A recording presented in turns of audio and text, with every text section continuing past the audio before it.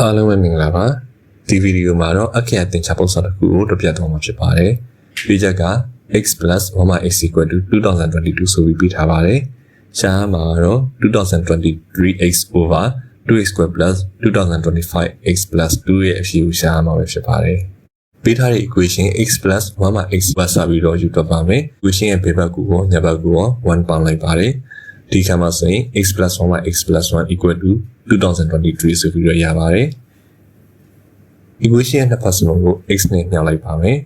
ဘယ်ဘက်အချမ်းမှာဆိုရင် x squared plus 1 plus x ရပါတယ်ညာဘက်အချမ်းမှာ 2023x ရပါတယ်ဒါကို x squared plus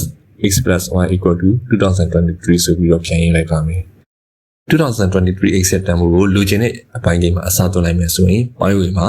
x squared plus x plus 1ရပါတယ်ပိုင်းကြီးမှာတော့ 2x squared plus 2025x plus 2ရပါတယ် 2025x ကို 2023x နဲ့ 2x ပေါင်းတဲ့ဆိုပြီးတော့ပြောင်းလို့ရပါတယ်ဒီအဆင့်မှာလည်း 2023x ရဲ့တန်ဖိုးကိုအစားသွင်းလို့ရပါတယ် x squared plus x plus 1နဲ့အစားသွင်းပါတယ်ပိုင်းကြီးကိုဆက်ပြီးတော့ရှင်းလို့ရပါတယ်ပိုင်းဝေကတော့ x squared plus x plus 1ပါပဲပိုင်းကြီးမှာက 3x squared plus 3x plus 3ရပါတယ်ထပ်ကိန်းတစ်ခုချင်းစီကိုပေါင်းလိုက်တာပါပိုင်းကြီးမှာ3ကိုပေါင်းထုတ်လို့ရပါတယ်ဒါကြောင့် x squared plus x plus 1 over 3 into x squared plus x plus 1ဆိုပြီးရပါတယ်